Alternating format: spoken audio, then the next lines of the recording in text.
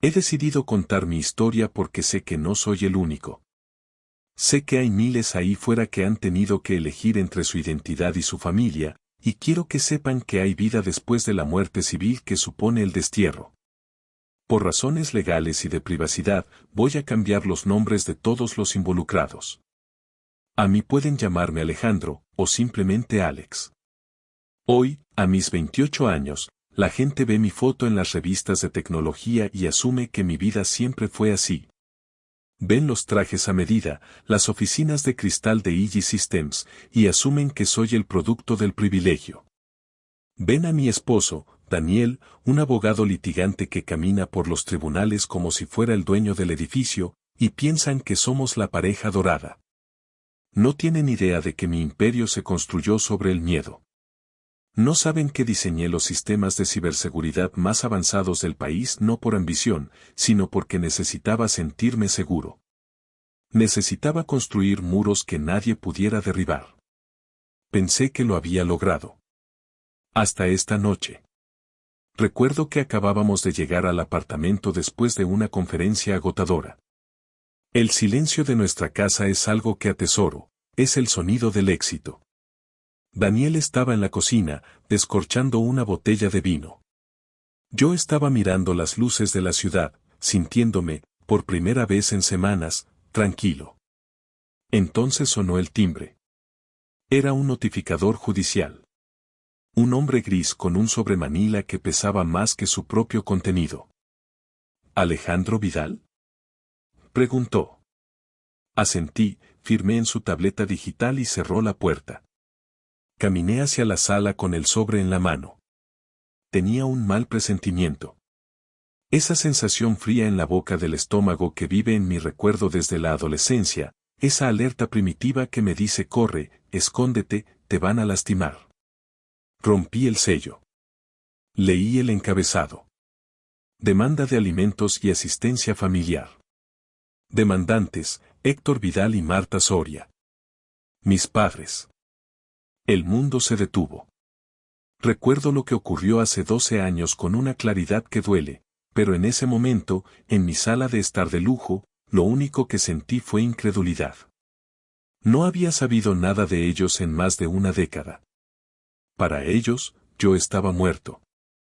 Me lo dijeron explícitamente la noche que me echaron, no tenemos hijo. Y ahora, 12 años después, ahí estaban sus nombres en un papel legal, exigiendo el 30% de mis ingresos. Exigiendo dinero para ellos, y para mi hermano Lucas y sus hijos. Alex, ¿qué pasa? La voz de Daniel me sacó del trance. Se acercó y me quitó el papel de las manos porque yo estaba temblando demasiado para sostenerlo. Daniel leyó el documento. Vi la transformación física en él. Vi cómo su postura se enderezaba, cómo sus ojos se oscurecían, pasando de ser mi marido amoroso a ser el licenciado Rivas, el tiburón que devora a la competencia antes del desayuno. Tienen audacia, murmuró, con una risa que no tenía nada de alegría. Alegan estado de necesidad manifiesta y te citan por abandono. A ti. La víctima. Me dejé caer en el sofá. Me sentí pequeño otra vez. Me sentí como ese chico de 16 años con una mochila llena de ropa sucia, llorando bajo la lluvia. Dals lo que pidan, Dani, susurré, y me odio al recordarlo, pero tenía miedo. No quiero verlos. No quiero que sepan dónde vivo. Si quieren dinero, que se lo lleven. Solo quiero que desaparezcan. Daniel dejó el papel sobre la mesa de cristal con una calma aterradora. Se arrodilló frente a mí, poniéndose a mi altura, y tomó mis manos heladas entre las suyas. Mírame, Alex, ordenó suavemente. Lo miré. Sus ojos eran un refugio y un arma al mismo tiempo. Ellos creen que están demandando al niño asustado que echaron a la calle. Creen que vas a pagar por culpa o por miedo. Se puso de pie y caminó hacia la ventana, aflojándose la corbata con un gesto brusco.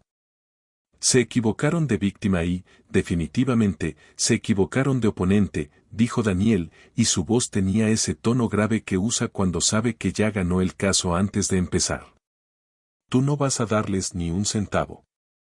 Vamos a contestar esta demanda invocando indignidad moral. Pero la ley dice, intenté argumentar. La ley dice que los padres tienen derecho a alimentos y cumplieron sus deberes, me cortó él, girándose con una sonrisa feroz. Ellos no cumplieron. Ellos te torturaron. Y yo voy a disfrutar cada segundo desmantelando sus mentiras en la corte. Sacó su teléfono, marcando a su socio principal a pesar de la hora. Prepara el equipo, dijo al teléfono. Es un código rojo personal. Necesito todo sobre Héctor Vidal y Lucas Vidal. Quiero sus cuentas, sus deudas y sus secretos. Sí, ahora. Colgó y volvió a sentarse a mi lado, abrazándome. Me recosté en su pecho, escuchando el latido firme de su corazón. Recuerdo que una vez me dijiste que tu mayor miedo era volver a estar indefenso, me susurró al oído. Bueno, te tengo noticias, amor. Tienes al mejor abogado de la ciudad y él está furioso. Nadie toca a mi familia. Cerré los ojos. La guerra había llegado a nuestra puerta, traída por los fantasmas de mi pasado. Pero Daniel tenía razón. Ya no era ese niño solo. Para entender por qué esta demanda es tan insultante y por qué Daniel está tan decidido a destruirlos, tengo que contarles la verdad sobre cómo llegué aquí. Tengo que llevarlos atrás, al momento exacto en que mi vida se rompió. Tengo que contarles sobre la noche del exilio. Para que entiendan por qué tiemblo ahora, a pesar de los millones en el banco y el marido que mataría por mí, tengo que llevarlos de vuelta al origen, al momento en que mi familia decidió echarme de su casa. Por lo que ellos piensan que es una aberración contra la naturaleza y no estaban dispuestos a ver a un hijo en prácticas pecaminosas y bochornosas para la propia familia y allegados. Vive en mi recuerdo no como una película lineal, sino como una serie de fragmentos sensoriales corruptos que asaltan mi mente cuando bajo la guardia. El olor a ozono antes de la tormenta. El sonido metálico de la hebilla del cinturón de mi padre. El silencio sepulcral de mi madre. Esa noche, hace 12 años, yo no era el CEO Alejandro Vidal. Era solo Alex, el rarito, el que pasaba demasiado tiempo en la computadora y no suficiente tiempo en el campo de fútbol como mi hermano mayor, Lucas. Lucas era el sol alrededor del cual giraba mi familia, yo era solo un satélite defectuoso. Recuerdo lo que ocurrió con una precisión que desearía poder borrar. Era un martes de noviembre. Había estado descuidado. Había dejado mi sesión abierta en la vieja PC de escritorio de la sala. No era fotos indecentes lo que encontraron, era peor. Eran conversaciones. Meses de chats con un chico de otro colegio donde yo era yo mismo. Donde hablaba de mis miedos, de mis sueños, y sí, de lo que sentía. Estaba en mi cuarto cuando escuché el grito. No fue un grito humano, fue el rugido de un animal herido. Alejandro. Cuando bajé las escaleras, la escena estaba montada como un tribunal de la Inquisición. Mi padre, Héctor, estaba de pie junto a la computadora, con la cara de un color rojo violáceo que nunca le había visto. Mi madre, Marta, estaba sentada en el sofá, llorando en silencio, con las manos sobre la boca como si estuviera viendo un accidente de tráfico. ¿Y Lucas? Lucas estaba recostado en el marco de la puerta de la cocina, comiendo una manzana con una indiferencia que me heló la sangre. Él lo sabía. Él había visto la pantalla primero y había llamado a papá. Vi la pequeña sonrisa de satisfacción en su rostro. ¿Qué es esto? La voz de mi padre era un susurro estrangulado. Señaló la pantalla, donde mis palabras de afecto hacia otro chico brillaban en azul neón. Papá, puedo explicarlo, es solo, empecé, con la voz temblorosa de un niño de 16 años que sabe que su vida está a punto de terminar. No me dejó terminar. El primer golpe no fue físico, fue verbal, pero dolió más. Las palabras que usó, no puedo repetirlas aquí. Son palabras diseñadas para deshumanizar, para reducirte a algo menos que basura. Me llamó enfermedad. Me llamó aberración. Dijo que había manchado su apellido para siempre. Marta, di algo, supliqué, mirando a mi madre. Ella era mi último cortafuegos. Ella siempre me había defendido de los excesos de ira de papá. Pero esa noche, el firewall falló. Mi madre levantó la vista, sus ojos llenos de lágrimas, pero no había amor en ellos. Solo había vergüenza. Una profunda y asquerosa vergüenza de mí. ¿Cómo pudiste hacernos esto, Alejandro? Sollozó ella. Después de todo lo que te dimos. Eres una decepción. Ese fue el momento exacto en que algo se rompió dentro de mí. No fue el grito de mi padre, fue el abandono de mi madre. Y quiero esta basura fuera de mi casa. Rugió mi padre, agarrándome del brazo con una fuerza que me dejó moretones durante semanas. Ahora. Recuerdo el caos siguiente. Subí corriendo a mi cuarto, hiperventilando, tratando de meter en una mochila escolar lo esencial. Un par de jeans, 2 camisetas, mi cargador, un libro de programación. Mis manos temblaban tanto que apenas podía cerrar el cierre. Mi padre no esperó. Subió las escaleras, entró en mi cuarto y agarró la mochila, tirándola escaleras abajo. Luego me agarró a mí. Me arrastró por el pasillo. Yo intentaba frenar con los pies, llorando, suplicando. Pasamos frente a Lucas, que seguía masticando su manzana, observando el espectáculo como si fuera un programa de televisión aburrido. Lucas, por favor, ayúdame, le rogué. Él solo se encogió de hombros. Te lo buscaste, terminando su frase con esa palabra despreciable, con la que por años nos han fritado miles de personas, a los que nos sentimos atraídos por otros hombres. Mi padre abrió la puerta principal. Afuera, una tormenta de otoño estaba en su apogeo. Llovía a cántaros, un agua fría y miserable. No vuelvas nunca, dijo mi padre, y me empujó. Caí sobre el césped mojado, raspándome las manos contra la acera.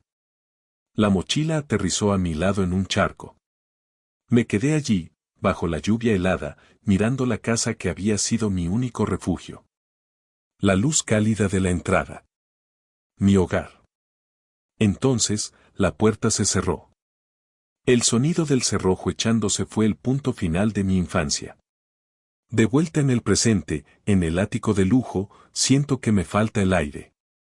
Daniel está al teléfono en la otra habitación, ladrando órdenes a su equipo legal, preparando mi defensa. Él piensa que soy fuerte. Piensa que sobreviví a eso con dignidad. Pero hay algo que nunca le he contado a Daniel. Un secreto que guardo bajo 7 llaves de encriptación porque me da demasiada vergüenza. Daniel cree que esa noche me levanté del barro y me fui para nunca mirar atrás. La verdad es que me quedé sentado en la acera bajo la lluvia durante 3 horas, empapado hasta los huesos, esperando que fuera una broma cruel. Esperando que mi madre saliera y me dijera que entrara.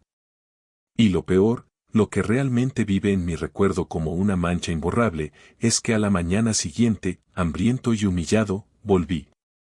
Toqué la puerta. Estaba dispuesto a pedir perdón, a prometer que cambiaría, a negar quién era con tal de tener un techo y un plato de comida. Estaba dispuesto a vender mi alma.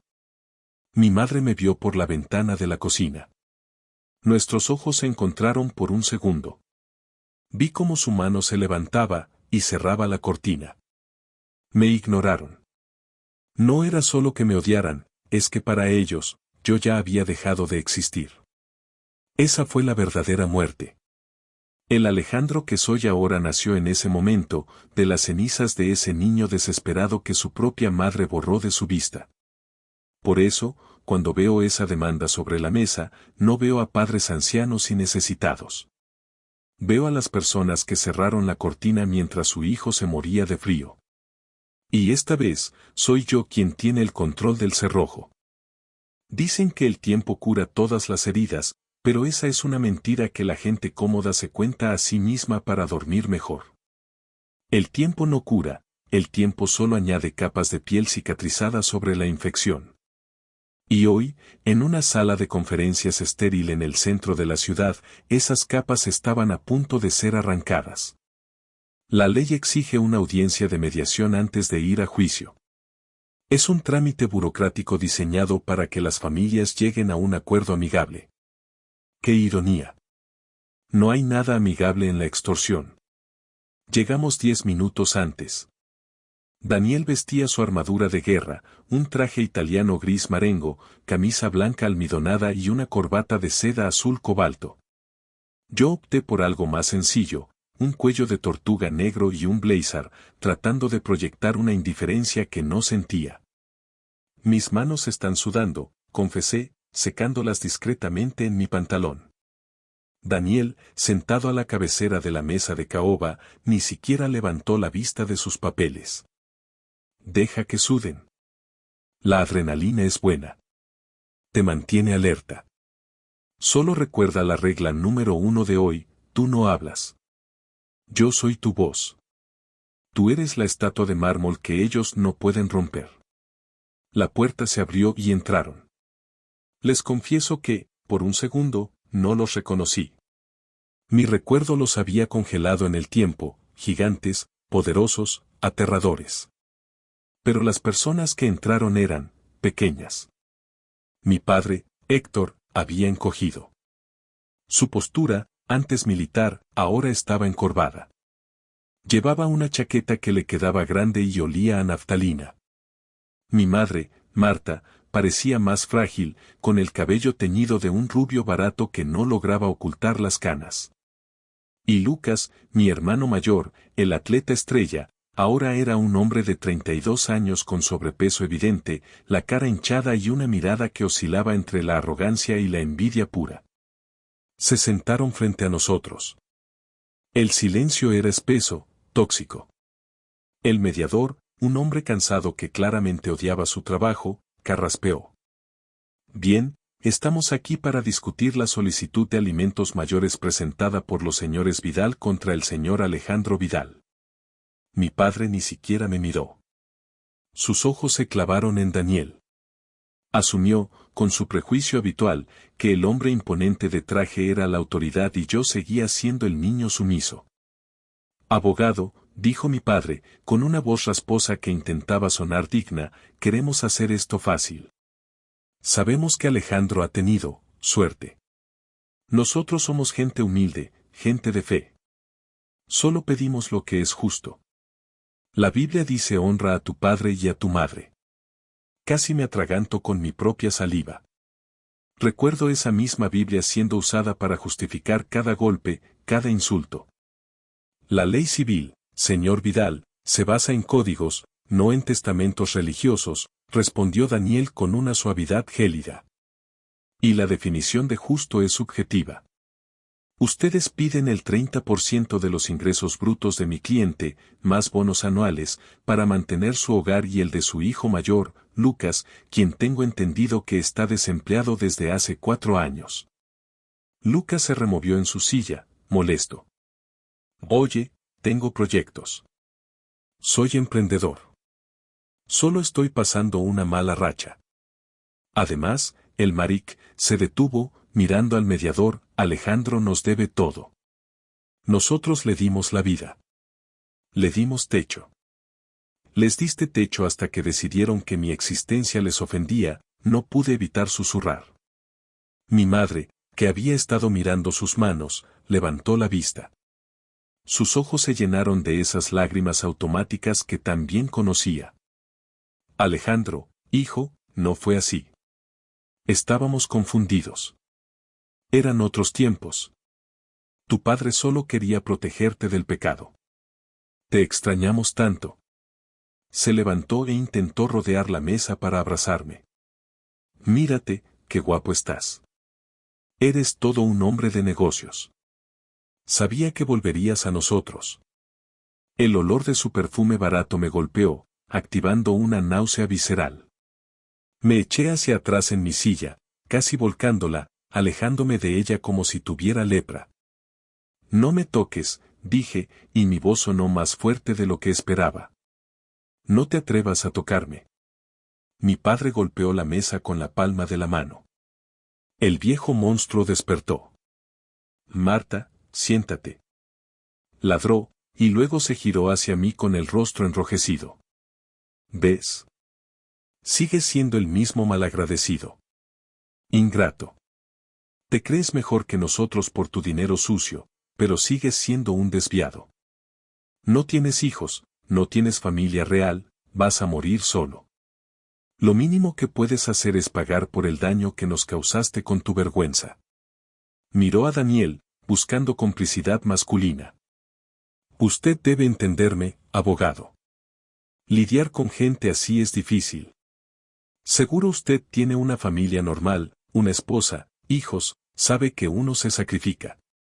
Este chico está enfermo, pero el dinero puede ayudar a sanar a la familia que rompió. El tiempo se detuvo. Miré a Daniel.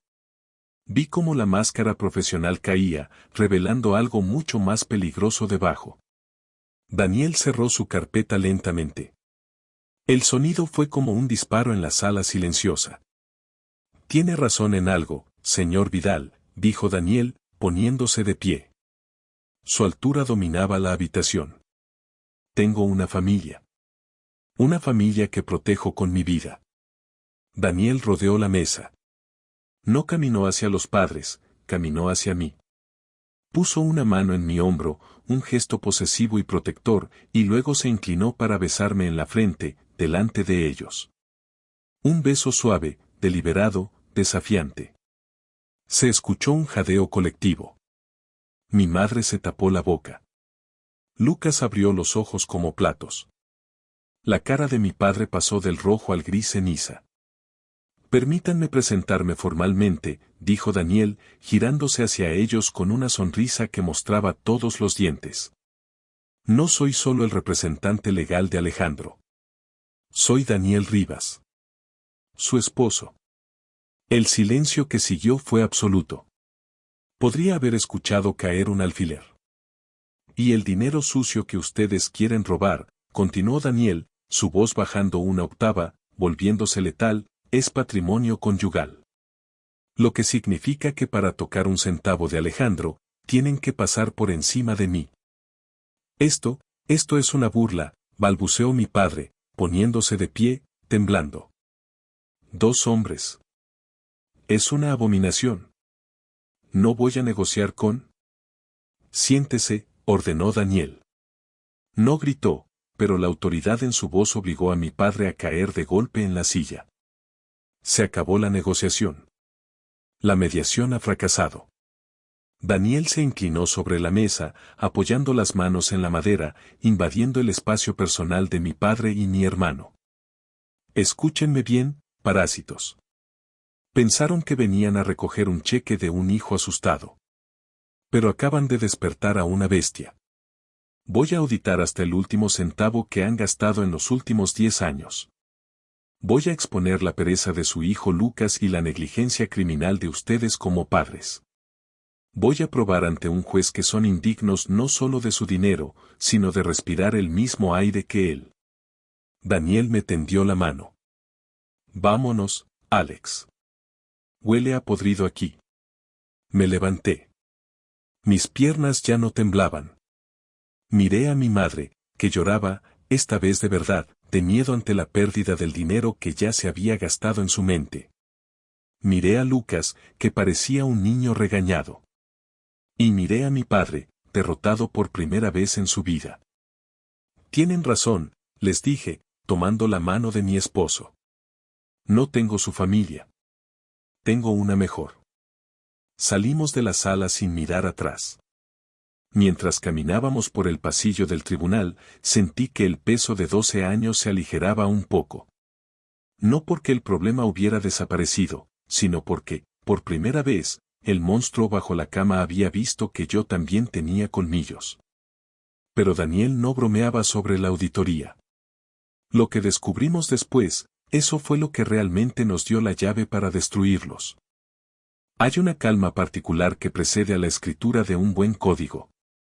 Es un silencio mental, un espacio blanco donde el caos del mundo se ordena en ceros y unos. En ese espacio, no hay padres que te gritan, no hay lluvia fría, no hay rechazo. Solo hay lógica. Causa y efecto. Verdad y mentira.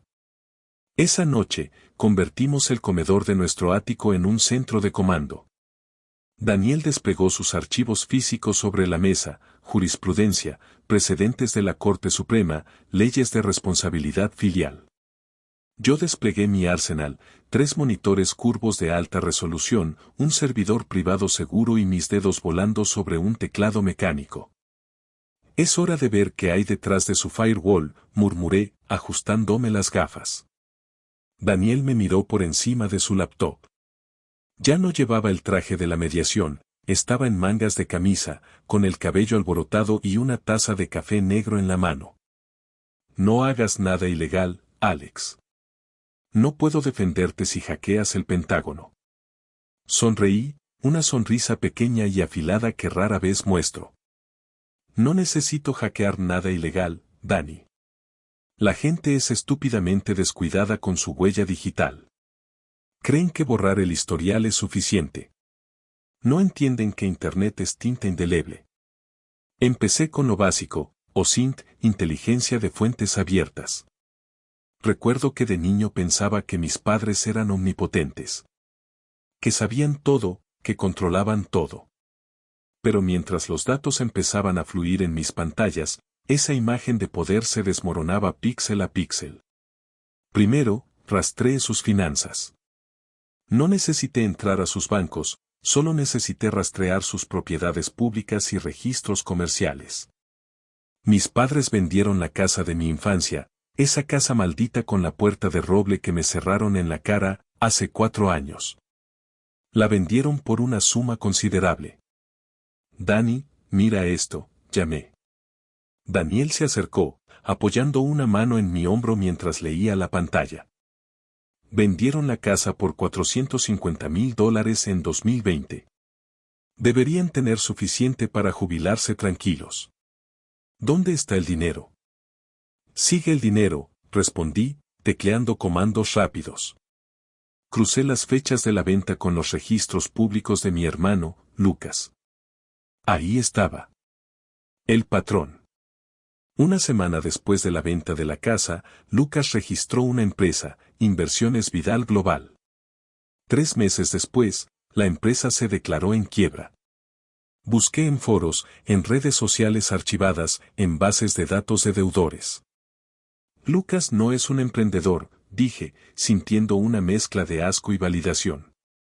Es un ludópata, Dani. Y un idiota. Metió el dinero de la casa en un esquema piramidal de criptomonedas y apuestas deportivas online. Mira estas transferencias. Daniel silbó, impresionado. Esto es oro puro, Alex. Se llama insolvencia provocada. La ley dice que si los padres se colocan a sí mismos en estado de necesidad por prodigalidad o mala gestión, el hijo no está obligado a mantenerlos. Le dieron su futuro a tu hermano, él lo quemó, y ahora quieren que tú pagues la cuenta. Pero yo no había terminado. Eso probaba que eran irresponsables, pero no probaba que fueran indignos. Necesitaba algo más. Necesitaba demostrar la malicia. Entré en una zona más gris. Empecé a buscar mi propio nombre en sus comunicaciones digitales asociadas a correos antiguos que pude vincular por preguntas de seguridad ridículamente fáciles. La respuesta a nombre de tu mascota seguía siendo Bobby. Lo que encontré me heló la sangre. Había correos de hace 2 años. Fechas que coinciden con cuando mi empresa, Igis, salió en la portada de TechMonthly. Asunto: ¿has visto esto? De Lucas para Héctor, papá. Adjunto, foto de la revista. El desviado está forrado, papá. Mira esto. Dice que la empresa vale millones. ¿Crees que podamos sacarle algo? Legalmente sigue siendo tu hijo. Averigua con el abogado de la iglesia. Leí el correo en voz alta. Mi voz no tembló. Estaba más allá de la tristeza, estaba en el territorio de la furia fría. Sabían dónde estaba, dije, mirando la pantalla. No me buscaron para pedir perdón. No me buscaron porque me extrañaran. Me buscaron porque se les acabó el dinero de la casa y vieron una billetera con patas. Es premeditación, dijo Daniel, tomando notas furiosamente. Esto destruye su narrativa de padres ancianos y tristes. Esto es cacería. Pero faltaba la pieza final. El golpe de gracia. Seguí buscando hacia atrás. Mucho más atrás. Quería ver el registro oficial de esa noche. La noche del exilio. Accedí a los archivos digitalizados de la policía local. Busqué reportes de incidentes domésticos en mi antigua dirección. Noviembre de 2012. Ahí estaba. Reporte Almohadilla 44, Bravo.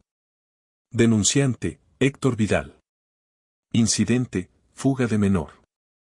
Narrativa oficial, el padre reporta que su hijo, Alejandro, 16, huyó de casa tras una discusión verbal sobre sus calificaciones. El padre declara que el menor es rebelde y probablemente se fue con amigos.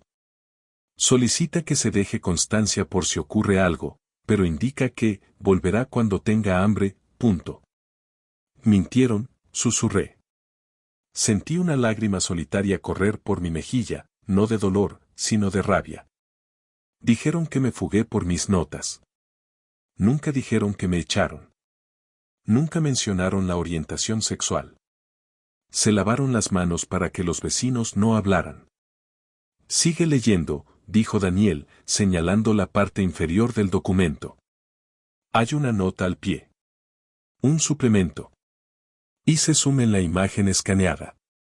Era una nota manuscrita de un oficial de patrulla que había acudido al llamado de un vecino por ruidos molestos esa misma noche. Nota del oficial J. Martínez, al acudir al domicilio por reporte de gritos, observé a un menor, coincide descripción, sentado en la acera bajo la lluvia a 2 cuadras, con una mochila. Al intentar acercarme, el menor huyó asustado. Al interrogar al padre en el domicilio, este mostró hostilidad y declaró, ese ya no vive aquí, oficial, es problema de la calle. Se recomienda seguimiento por servicios sociales. El seguimiento nunca ocurrió. Pero la nota existía. Es problema de la calle, repitió Daniel, leyendo la frase con un tono que prometía venganza.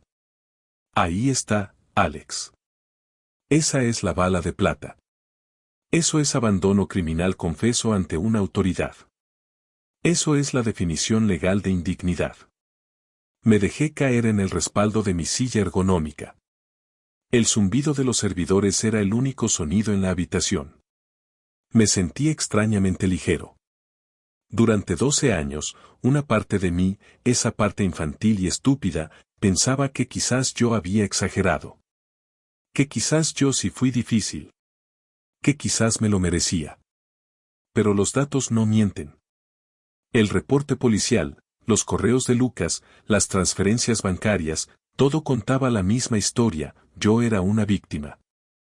Ellos eran los verdugos. Y Lucas era el parásito. Tenemos todo, dijo Daniel, cerrando su laptop con un golpe seco. Mañana solicitaremos una citación para el oficial J. Martínez. Si sigue vivo y en servicio, lo pondremos en el estrado. Me giré hacia Daniel. Dani, rastreé al oficial Martínez.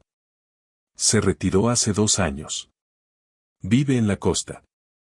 Entonces iremos a la costa, Daniel me sonrió, y fue la sonrisa más hermosa que había visto. Vamos a buscar a tu testigo, Alex. Y luego vamos a ir a juicio y vamos a quemar su mentira hasta los cimientos. Miré mis pantallas una última vez. El código estaba escrito. El firewall de mentiras de mi familia acababa de ser vulnerado. Sistema comprometido, dije en voz baja, apagando los monitores uno por uno, dejando la habitación a oscuras salvo por las luces de la ciudad que ahora me pertenecía. Les juro que nunca olvidaré el sonido de esa sala de tribunal. No era ruidoso, era la ausencia de ruido lo que aterraba. Un silencio pesado, antiséptico, donde solo se escuchaba el zumbido del aire acondicionado y el roce de la toga del juez contra el estrado. El juez Moretti era un hombre de 60 años con cara de haber visto todas las miserias humanas posibles y estar aburrido de ellas. Yo estaba sentado en la mesa de la defensa, con las manos entrelazadas tan fuerte que los nudillos se me pusieron blancos. A mi lado, Daniel era una estatua de hielo y ferocidad contenida. Llevaba su traje de cierre, azul medianoche, impecable. No me miraba, toda su atención estaba enfocada en el estrado de los testigos como un láser. Al otro lado del pasillo, mis padres parecían haber encogido aún más. Su abogado, un hombre con un traje barato que le quedaba grande y sudaba profusamente, había pasado la última hora pintando una imagen de fantasía. Según ellos, yo era el hijo pródigo que se fugó por rebeldía adolescente, rompiendo el corazón de sus ancianos padres que ahora, enfermos y en la ruina, solo pedían justicia bíblica. Mi madre lloró en el momento exacto, sacando un pañuelo de encaje. Era una actuación digna de un Oscar. Recuerdo pensar, casi les creo. Si no hubiera estado allí esa noche, casi les creo. La defensa puede interrogar al testigo, dijo el juez Moretti, mirando su reloj. Daniel se puso de pie. No caminó rápido. Se tomó su tiempo para abotonarse el saco, caminar hasta el centro de la sala y detenerse frente a mi padre, Héctor Vidal, que estaba sentado en el banquillo de los testigos. Mi padre intentó sostenerle la mirada, pero fracasó. Había algo en la presencia de Daniel en una corte que intimidaba a hombres mucho más fuertes que Héctor. Señor Vidal, empezó Daniel, con una voz suave, casi amable, lo cual era su trampa más peligrosa. Usted afirma que ama a su hijo Alejandro, y que su situación económica actual es desesperada debido a la mala suerte y la enfermedad. ¿Correcto? Sí, abogado. Somos gente honesta que ha sufrido mucho, respondió mi padre, con la voz temblorosa ensayada. Ya veo. Daniel caminó hacia nuestra mesa y tomó un documento. Era el registro financiero que yo había encontrado. Señor Vidal, ¿reconoce este registro de venta de propiedad fechado en noviembre de 2020? Mi padre palideció. Sí. Tuvimos que vender la casa familiar. Para sobrevivir. La vendieron por $450,000 netos. Una suma considerable. Podría explicarle al tribunal por qué, apenas una semana después, transfirió $250,000 de esa suma a una cuenta a nombre de Inversiones Vidal Global, controlada por su otro hijo, Lucas Vidal. El abogado de mis padres se levantó de un salto. La objeción. Relevancia. Lucas no está siendo juzgado aquí. Va a la credibilidad de la necesidad manifiesta, su señoría, respondió Daniel, sin siquiera mirar al otro abogado. Si el demandante dilapidó su fortuna en apuestas deportivas de su hijo favorito, la ley dice que no puede exigirle al hijo que desechó que pague la cuenta. El juez asintió. Al lugar. Responda la pregunta, testigo. Mi padre empezó a sudar. Miró a Lucas, que estaba sentado en el banco del público, mordiéndose las uñas. Lucas. Lucas tenía un proyecto. Queríamos ayudarlo. Es un buen muchacho. Las cosas salieron mal. Las cosas salieron mal en sitios de apuestas online, señor Vidal. Tenemos los registros. Daniel dejó caer los papeles sobre la mesa del secretario judicial con un golpe seco. Ustedes no son pobres por mala suerte. Son pobres porque financiaron la ludopatía del hijo que sí aceptan, y ahora quieren que el hijo que rechazaron pague la hipoteca. Hubo un murmullo en la sala. El juez frunció el ceño. La imagen de los viejitos adorables empezaba a resquebrajarse. Pero Daniel no había terminado. Eso era solo el calentamiento. Hablemos de la noche del 14 de noviembre de 2012, dijo Daniel, cambiando el tono. La suavidad desapareció. Ahora su voz era la de un fiscal en un caso de homicidio. Mi padre se puso rígido. Yo dejé de respirar. Usted testificó bajo juramento hace una hora que Alejandro se fugó de casa por una discusión sobre calificaciones escolares. ¿Mantiene esa declaración? Sí. Era un chico difícil. Rebelde. Se fue corriendo. Daniel se acercó al estrado. Estaba tan cerca que mi padre tuvo que echarse hacia atrás en la silla. ¿Y por qué no lo buscó, señor Vidal? Un hijo de 16 años desaparece en una noche de tormenta. ¿Llamó a los hospitales? ¿Llamó a sus amigos? ¿Salió con una linterna a buscarlo? Pensamos que volvería, que estaba haciendo un berrinche. ¿Berrinche? Daniel sacó el último documento. La bala de plata. El reporte policial almohadilla 44, Bravo. ¿Reconoce esto? Es el reporte policial que usted presentó esa noche. Yo, no recuerdo bien. Daniel leyó en voz alta, su voz resonando en la sala. El padre reporta fuga, discusión por notas, volverá cuando tenga hambre. Eso es lo que usted dijo oficialmente. Mintió a la policía, señor Vidal. No mentí. Estaba protegiéndolo. ¿Protegiéndolo de qué? Daniel golpeó la barandilla del estrado, haciendo que todos saltaran.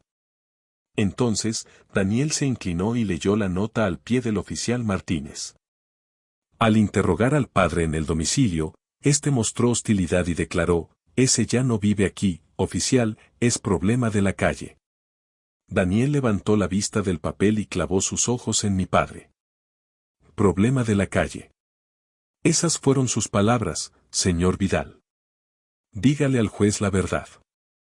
Dígale por qué tiró a su hijo de 16 años a la calle como si fuera basura. Dígale qué fue lo que realmente encontró en esa computadora que le hizo olvidar que era un padre. La objeción. Está hostigando al testigo.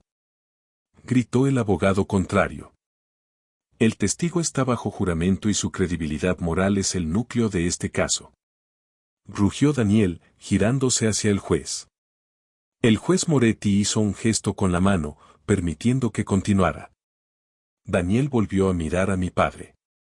El silencio era insoportable.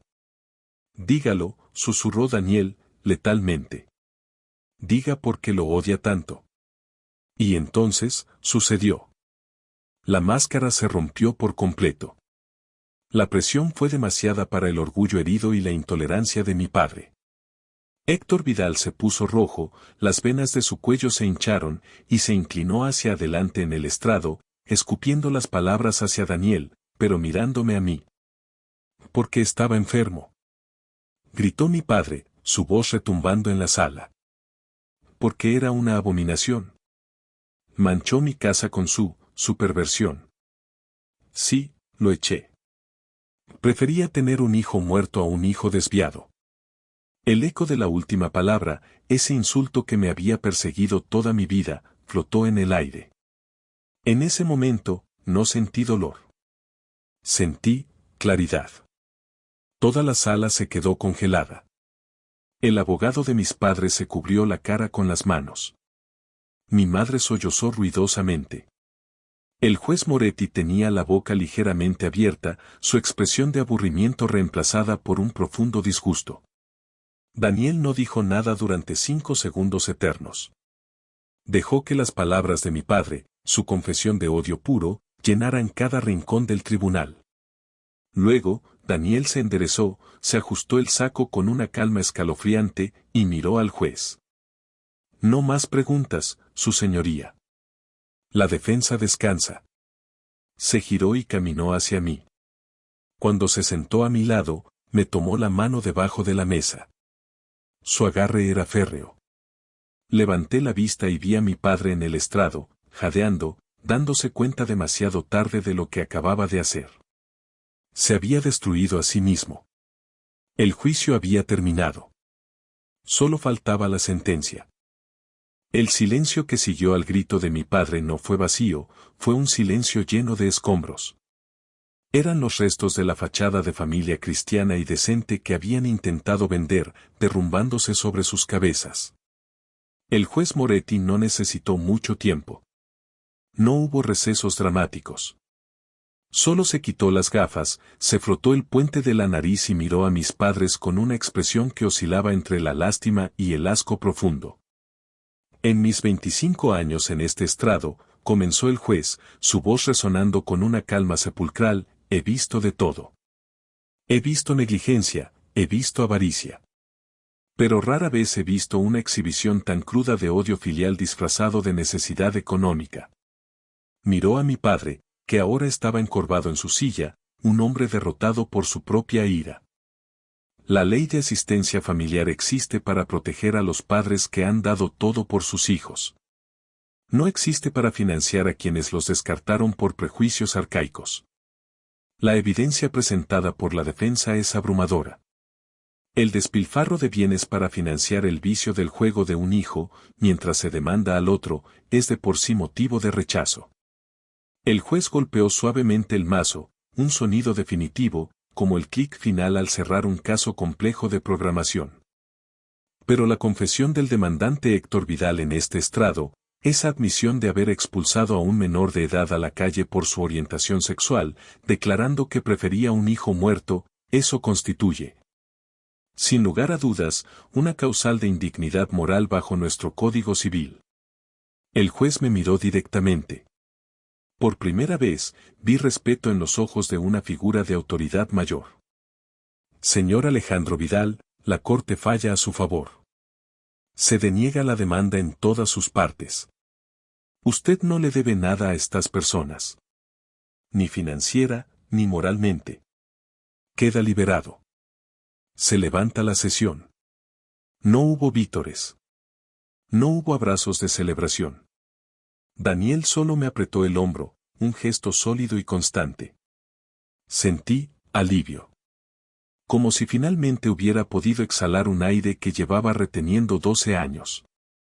El sistema había funcionado. El parche de seguridad se había aplicado. Salimos al pasillo del tribunal. El aire afuera de la sala se sentía más limpio. Mis padres estaban allí, acorralados cerca de las escaleras. Mi madre lloraba abiertamente ahora, no por actuación, sino por la realidad de su ruina. Mi padre miraba el suelo. ¿Y Lucas? Lucas estaba apoyado contra la pared, pálido, dándose cuenta de que su boleto de lotería acababa de ser anulado. Daniel hizo ademán de seguir caminando, de ignorarlos como se merecían, pero yo me detuve. Espera, le dije a Daniel. Alex, ya ganamos. No necesitas esto, me dijo él, protector como siempre. Sí, lo necesito. Esto no es para ellos. Es para mí. Me solté de su mano y caminé hacia mi familia biológica. Mis pasos resonaron en el mármol frío del pasillo. Me detuve frente a ellos. No como el niño de 16 años que suplicaba, sino como el hombre que había construido un imperio. Mi padre ni siquiera pudo levantar la vista. Mi madre intentó balbucear algo, quizás una disculpa tardía, pero levanté una mano y la silencié.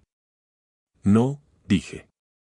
Mi voz era fría, plana, ejecutiva. No quiero sus palabras. Sus palabras no valen nada. Miré a Lucas. Él sí me miró, con esa mezcla tóxica de odio y envidia que siempre le había tenido al hermanito raro. Tú, le dije a Lucas. Tú eres el verdadero arquitecto de esto, ¿verdad? Papá puso la ira, pero tú pusiste la codicia. Usaste su homofobia para intentar llenar el agujero que hiciste con tus apuestas. Púdrete, Alejandro, escupió Lucas, aunque su voz temblaba. ¿Crees que eres muy hombre ahora con tus trajes caros y tu marido abogado? Soy el hombre que tú nunca pudiste ser, Lucas. Porque yo construí algo. Tú solo destruyes. Saqué de mi bolsillo interior una tarjeta de visita. No la mía, sino la de un administrador de fideicomisos. Se la extendí. En la demanda mencionaron a tus hijos. Mis sobrinos. Niños que no conozco. Niños que no tienen la culpa de que su padre sea un parásito y sus abuelos unos intolerantes. Lucas miró la tarjeta, confundido. He creado un fideicomiso educativo para ellos, dije. Vi cómo los ojos de mis padres se abrían de golpe. La esperanza del dinero volvió a brillar en ellos por un segundo. No se emocionen, corté esa esperanza de raíz, disfrutando el sonido de mi propia autoridad. El código de este fideicomiso es inquebrantable. Está diseñado para pagar directamente a las instituciones educativas. Colegios, universidades, materiales. Me incliné un poco hacia Lucas, bajando la voz para que solo él escuchara la sentencia final. Tú no podrás tocar ni un centavo. No hay efectivo. No hay transferencias. No hay nada que puedas apostar un domingo por la noche. Si intentas impugnarlo, el fideicomiso se autodestruye. Tus hijos tendrán la educación que tú no puedes darles, y la pagará tu hermano, el desviado, que tanto desprecias. Vi el momento exacto en que la realidad lo golpeó. No era solo la pérdida del dinero fácil. Era la humillación total. Saber que sus hijos dependerían de mí, que crecerían sabiendo que yo los salvé mientras él fallaba. Esa es mi justicia, Lucas. Yo rompo el ciclo. Ustedes me dieron odio y pobreza. Yo les devuelvo a sus nietos un futuro, a pesar de ustedes. Me giré. Daniel estaba esperándome, con una mirada de orgullo tan intensa que casi me quema. Volví a tomar la mano de mi esposo. De mi verdadera familia. Vámonos a casa, Dani, dije, dejando atrás a los fantasmas en el pasillo frío. Tengo un nuevo programa que escribir.